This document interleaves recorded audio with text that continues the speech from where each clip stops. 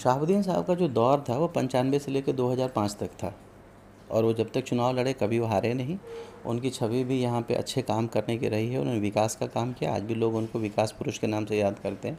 लेकिन जिस बात को आप कहना चाहते हैं उस घटना को बीते हाथ छूटे भी तो रिश्ते नहीं छोड़ा करते, वक्त की शाख से लम्हे नहीं तोड़ा करते, जर्द पड़ जाए जो पत्ते शाख पे ही शाखों से ऐसे पत्ते नहीं तोड़ा करते। 20 साल में उनकी पत्नी 4 बार चुनाव लड़ी, और चारों बार जिस पार्टी से आप कह रहे हैं ना, जो समीकरण था उस समीकरण से वाई हमेशा गायब हो गया। उनकी विधवा जब भी खड़ी हुई और बेदी चौधरी चाहे जो मजबूत कैंडिडेट है खड़ा करा के हरा दिया गया। आप ये क्यों नहीं समझ रहे हैं कि कोई भी आदमी अपने खानदान अपने जाति के बारे में पहले कश्यप के आपके पार्टी में आ जाने से कितनी मजबूती मिलेगी और कौन सा तबका है जो आपसे दूर हो जाएगा? कोई ज़्यादा फर्क नहीं पड़ने वाला है। पार्टी में मान लीजिए जब पार्टी बनी थी तो 1 करोड़ एनडीए वाले लोग हैं वो कह रहे हैं कि अगले 5 साल में 1 करोड़ जॉब क्रिएट कर देंगे। अच्छा तो 20 साल का कैला लो, मैंने 20 साल में तरह से ना होल तो अब 5 साल में कर देबो तो एकदम ठीक बा। बिहार के लोग इतना बुड़बक बा 5 साल और कुचाएंगे तैयार भाई लोग के तो मुड़ी कुचवा ला लोग 5 साल और देख ला। 500 रुपये आए दिन कहो आरोप लागत रहेला कि बीटी में हुन तो के और खातिर काम कर लेबन उनकर समाज में कहाँ कौन हिस्सेदारी बावे, ये बात के लिए का सोचत हो भाई? तो ठीक बा, हमनी के जनता के टीम हनी सन, अब तो बी कह चाहे ए कह चाहे सी कह। अच्छा 35 साल से वही घर के आदमी एमपी एमएलए बनल बा, तो बाकी के घर में का मने आलू प्याज पैदा होता, इनका लोग ने हीरा मोती पैदा होता, तो का गरीब के लड़का के आगे बढ़े का मौका ना लगे? बिहार टॉक न्यूज़ आप देख रहे हैं, मैं हूं मोहम्मद सिराज। अभी हमारे साथ मौजूद हैं सीवान के एक मशहूर चिकित्सक डॉक्टर शहनवाज आलम, जो कि जनसुराज पार्टी के फाउंडर मेंबर भी हैं और राष्ट्रीय कोर कमेटी के मेंबर भी हैं। आइए इनसे जानते हैं, बिहार विधानसभा जो चुनाव हो काफ़ी नज़दीक है, इस पर इनकी क्या राय है। बहुत स्वागत है। बहुत शुक्रिया, थैंक यू। चुनाव काफ़ी नज़दीक है, तमाम जो पार्टियां हैं वो अपने स्तर से फील्ड में उतर चुकी हैं, इसको लेकर आप लोगों की क्या राय है? हम लोग चुनाव के हिसाब से फील्ड में नहीं उतरे हुए हैं। चुनाव की तैयारी मान लीजिए हो सकता है कि बीजेपी, आरजेडी या जदयू या कांग्रेस अब करने का प्रयास करेगी। हम लोग पिछले 2.5 साल से जनता के मुद्दों को, जनता की आकांक्षाओं अपेक्षाओं को समझने के लिए श्री प्रशांत किशोर जी उन्होंने पदयात्रा की, गांव-गांव जाकर के 50,000 गाँवों में ये सफ़र किया उन्होंने। हम लोगों से भी जो बन सका हमने किया और जनता के मुद्दों को समझने की कोशिश की। जनता में जो ऐसे लोग हैं जो वाकई समाज में पॉजिटिव कंट्रीब्यूशन करना चाहते हैं, ऐसे लोगों को जमा किया गया इस मुहिम के ज़रिए, और फिर 2 अक्टूबर 2024 को पार्टी की घोषणा की गई है। अब 2024 की घोषणा के बाद से हमारी प्रणेता और बाकी हमारे नेता हम लोग बिहार बदलाव यात्रा के अंतर्गत लोगों के बीच जा रहे हैं। ये चुनाव की तैयारी, चुनाव जीतने की तैयारी नहीं है, ये लोगों को जागरूक करने की तैयारी है। हमारा प्रयास ये नहीं है कि हमारे लोग जीत करके एमपी बन जाए, एमएलए बन जाए। हमारा प्रयास ये है कि लोग अपने बच्चों के भविष्य के लिए, उनके स्वास्थ्य के लिए, उनके शिक्षा के लिए, उनके रोज़गार के लिए वोट देना सीखें। इस राज्य में आप देखेंगे तो लोगों ने मंदिर मस्जिद के मुद्दे पर वोट किया, उनको मंदिर मिला। कुछ लोगों ने राशन के लिए वोट दिया तो राशन मिला उनको, 5 किलो की जगह 1 किलो काट के 4 किलो मिला। कुछ लोगों ने बुलेट ट्रेन के लिए वोट दिया तो बुलेट ट्रेन बन रही है, अहमदाबाद से बॉम्बे तक बुलेट ट्रेन बन रहा है। कुछ लोगों ने जातिगत मुद्दों पे वोट दिया तो जातिगत जनगणना हो रही है। लेकिन सवाल ये है कि ये 20 साल 35 साल से जो अलग अलग फॉर्मेशन यहाँ पे है, इससे जनता को क्या मिला? जनता के बच्चों को, लोगों को क्या रोज़गार मिला? जवाब है नहीं। क्या शिक्षा व्यवस्था बेहतर हुई? जवाब है नहीं। क्या यहाँ रोज़गार की व्यवस्था बन पाई? जवाब है नहीं। तो हम अब लोगों के बीच जाके कह रहे हैं कि ये बारी वोट अपना लड़का के नाम पर दी। जब सब चीज़ खातिर वोट करनी, मंदिर मस्जिद खातिर कहीं तो मिलते बा, रोवा अनाज खातिर वोट देनी तो अनाज मिलते बा, जातिगत व्यवस्था पे वोट देनी तो जाति की गणना होइए गइल बा। तो एक काम करी, एक हाली अपना लड़का सन के स्वास्थ्य खातिर, रोजगार खातिर या शिक्षा खातिर वोट करी, कहीं मिल जाए। एक तरफ बा एनडीए, एक तरफ बा इंडिया, उनमें प्रशांत किशोर जो नया पार्टी बने बने आयल बड़े, तो किस तरह से खुद के निखार पी हैं? में निखारे के क्या जरूरत बा? हमनी के अपना क्या निखारे के बा? हमनी के जोन भी कैंडिडेट बा, प्रशांत किशोर जी कह देने हैं कि 90% के आसपास, थोड़ी कम ज़्यादा भी हो सकता, लोग ई होई जे पहले कबो चुनाव नहीं खे लड़ले। देखी 1200 परिवार बा, जे परिवार के लोग पिछला 35 साल से वही घर के आदमी MP MLA बनल बा। तो बाकी के घर में का मने आलू प्याज पैदा होता, इनका लोग ने हीरा मोती पैदा होता। तो का गरीब के लड़का के आगे बढ़े का मौका ना लगे के चाहिए भाई। यहाँ डोमिसाइल के मुख्यमंत्री जी को लगा कि ये प्रधानमंत्री बन सकते हैं, डोमिसाइल का नीति लागू कर दिए। उसके वजह से जो जॉब यहाँ 2 लाख जॉब लगा, उसमें आधे से ज़्यादा MP और UP के लोग आ गए जॉब करने के लिए। ये मुख्यमंत्री तो नहीं बने, लेकिन यहाँ के लोगों का रोज़गार छिन गया। हमारे यहाँ से 2 लाख करोड़ हर साल यहाँ से साइफन ऑफ होता है, पैसा जाता है गुजरात। अब बताइए कि फैक्ट्री कहाँ लगेगा, फैक्ट्री कहाँ लगी? पैसा 2 लाख करोड़ रुपये यहाँ से चल गए गुजरात। तो फैक्ट्री सिवान में लगी कि गुजरात में लगी, अहमदाबाद में लगी? तो गुजरात में लगा था। अब यहाँ के लोग जाके नौकरी करे हो जा आ गाली खाओ। महाराष्ट्र में भी सिलिकॉन के फैक्ट्री लगा था, सिलिकॉन चिप के फैक्ट्री लगा था। तो जा नौकरी करे खातिर ना मराठी बोलबा तो मार के मुँह हाथ फोड़ दिया सन, मुड़ी फोड़ दिया सन। तो कब जागी लोग? सुनी बात के, बुलेट ट्रेन चला था अहमदाबाद से बम्बई, तो ठीक बा, के कहता है कि बुलेट ट्रेन ना चले के चाहिए, लेकिन सिवान से पटना खातिर भी एगो इंटरसिटी होके के चाहिए। माने हमारा घर में हमार लड़का खाओ मखाना आ खीर काजू के बादाम, आ बाकी के हमार भाई के हमार बहन के लड़का के सतुआ खाए के भी इंतजाम नहीं है। तो सौतेला पैदा भेल बा, बिहार के लोग सौतेला बा। प्रधानमंत्री जी पूरा देश के प्रधानमंत्री हड़न कि खाली गुजरात के हड़न, आ बिहार के ना हड़न? जइयन गुजरात तो कहियन कि भाई स्मार्ट सिटी लगेगा, 5 लाख करोड़ का इन्वेस्टमेंट होगा। बिहार अहियन तो कहियन कि ट्रेन चली, जैसे मजदूर लोग जा करके मजदूरी करे में आसानी। अच्छा, तो बिहार के लड़का लोग मजदूरी करे खातिर पैदा भेल बा। बिहार प्रबुद्ध लोग के धरती रहल बा। पूरा विश्व में अंधकार रहल तो यहाँ नालंदा यूनिवर्सिटी रहल, गौतम बुद्ध के धरती रहल बा, सम्राट अशोक के धरती रहल बा। ये इतना बुरा खराब कंडीशन के बनैले बा? जे बनैले बा, लेकिन जनता ओकरा के चुपचाप बैठ के धर्म के जाति के नाम पे सुनता, ओकरा के बर्दाश्त करता। ये दिक्कत बा। प्रशांत किशोर पर आए दिन कहो आरोप लागत रहेला कि बीटी में हुमन तो के और खातिर काम कर लेबन, उनकर समाज में कहाँ कौन हिस्सेदारी बावे, ये बात के लिए का सोचत हो भाई? तो ठीक बा, हमनी के जनता के टीम हनी सन। अब तो B कह, चाहे A कह, चाहे C कह, आ चाहे कुछ कह, हमनी के काम जौन करत नहीं सन। प्रशांत किशोर जी जौन काम पहले पूरा पॉलिटिकल पार्टी खातिर करत रहलन, अब वो जनता खातिर करत रहन। 2014 में लोग कहेला कि ठीक बा, माने क्यों समझत होगा कि ई मोदी जी के प्रधानमंत्री बना देले बड़न। तो ई तो सोचे के बात बा, आपन ओके संगठन बा, ओके चीज़ बाटे। Political election campaigning is a different job, लेकिन दिस इज़ ऑल्सो फैक्ट कि 2014 के बाद जहाँ भी BJP हारी है तो उसका नेतृत्व प्रशांत किशोर ने किया है। और ये बात BJP और RJD को हराने की नहीं है। बात यह है कि अगर RJD वैसे कैंडिडेट देती है जो राज्य का विकास कर सकता है, जिसके पास विज़न हो। प्रधानमंत्री जी सिवान आए थे कुछ दिनों पहले, लगा आपको कोई विज़न है इनके पास? सिवान आए, 50-100 करोड़ रुपये का व्यवस्था बनाया गया। इन्होंने 50 करोड़ का कोई यहाँ रोजगार की व्यवस्था बनाया? नहीं बनाया ना। तो इनको अब मान लीजिए 500 करोड़, 5000 करोड़, 50,000 करोड़ दे दीजिएगा तो कर देंगे।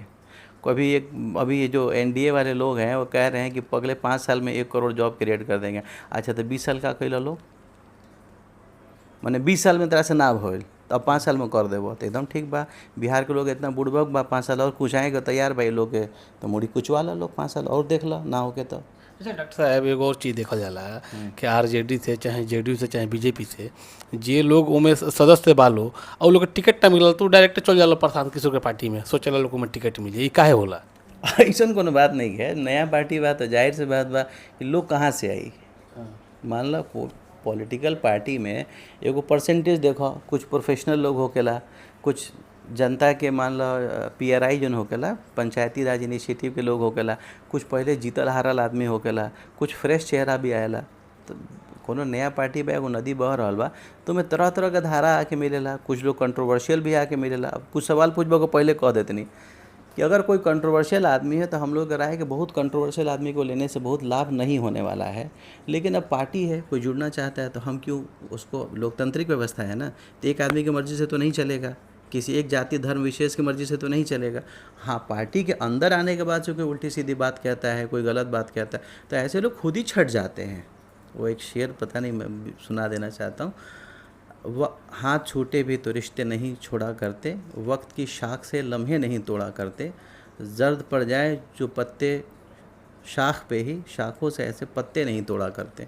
हमारे युवा अध्यक्ष चले गए, उनको लग रहा था कि भाई यहाँ पे हिंदू मुस्लिम नहीं हो रहा है, या हमारा जो विचारधारा है उसको आगे नहीं बढ़ा। बहुत सारे एमपी एमएलए आए थे, उनको लगा कि पार्टी को अपने हिसाब से चला लेंगे, 5 दिन 10 दिन 1 महीने, वो लोग चले गए तो चले गए।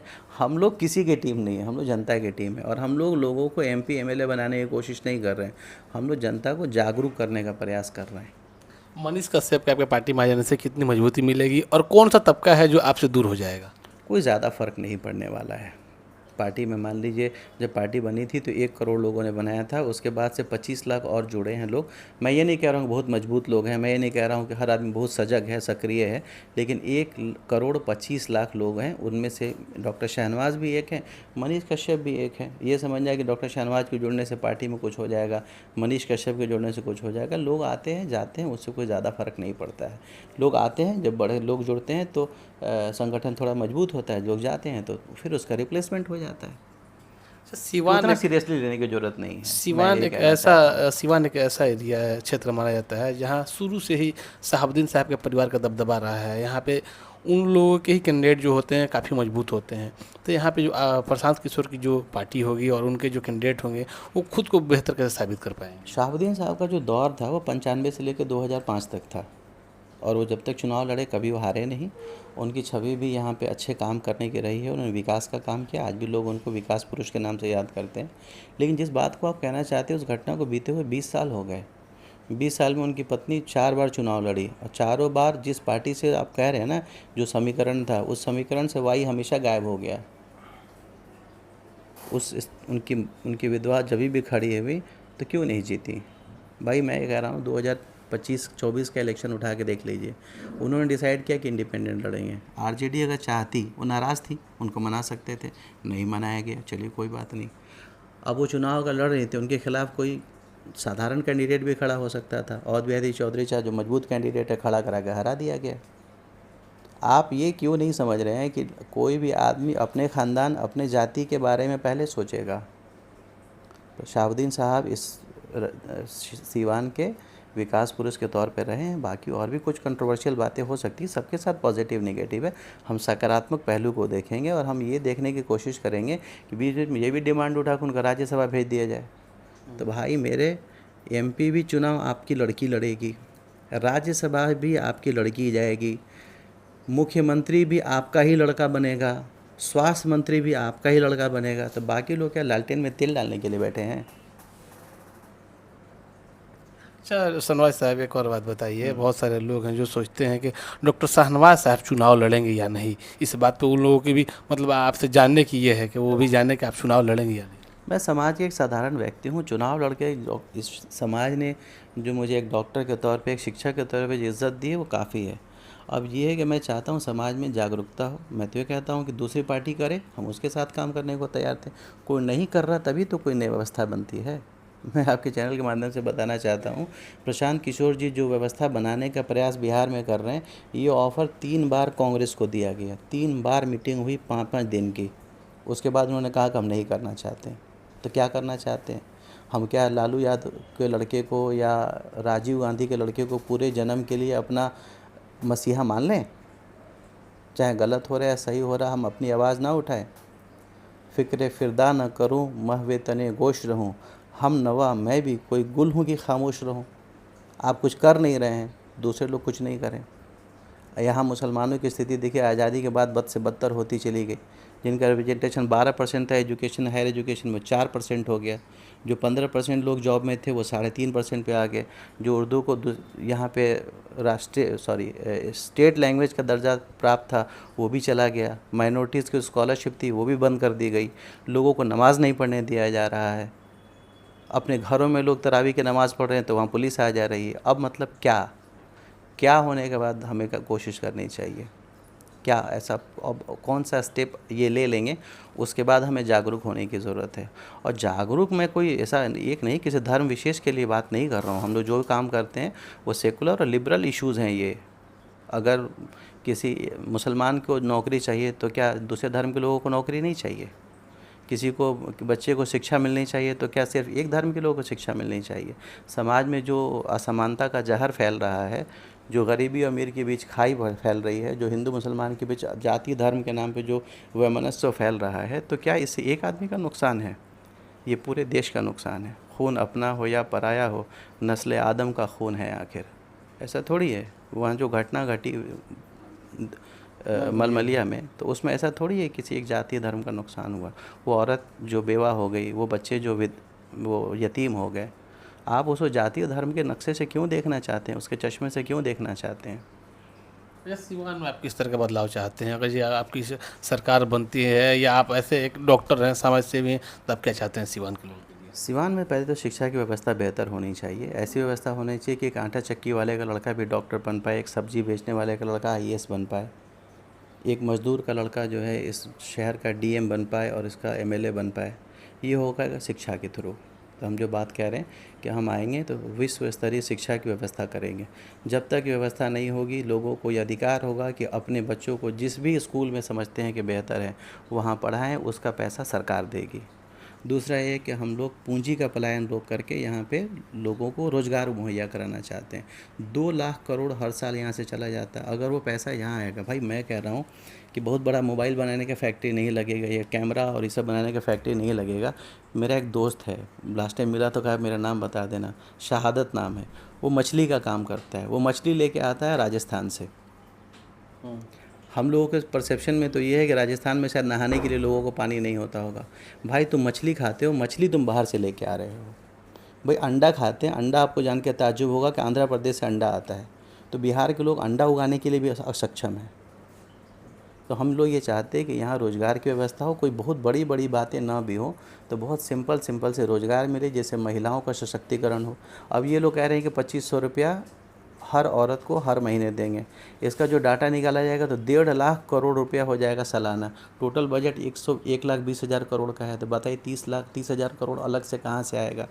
सारा बजट अगर लोग औरतों को 2500 रुपये के रूप में देंगे तो फिर शिक्षा कहाँ से देंगे, फिर रोज़गार कहाँ से देंगे, पुलिस की सैलरी कहाँ से देंगे, टीचर्स की सैलरी कहाँ से देंगे? तो हम जो बात कह रहे हैं वो ये बात वो है जिससे लोगों का सशक्तिकरण हो। लोगों का सशक्तिकरण शिक्षा के द्वारा हो सकता है। जब सरस्वती की साधना लोग करेंगे तभी उनके जीवन में सुधार आएगा, लक्ष्मी भी आएगी और शक्ति की भी प्राप्ति होगी। डॉक्टर साहब हमको समय देने के लिए बहुत बहुत शुक्रिया, माय प्लेजर।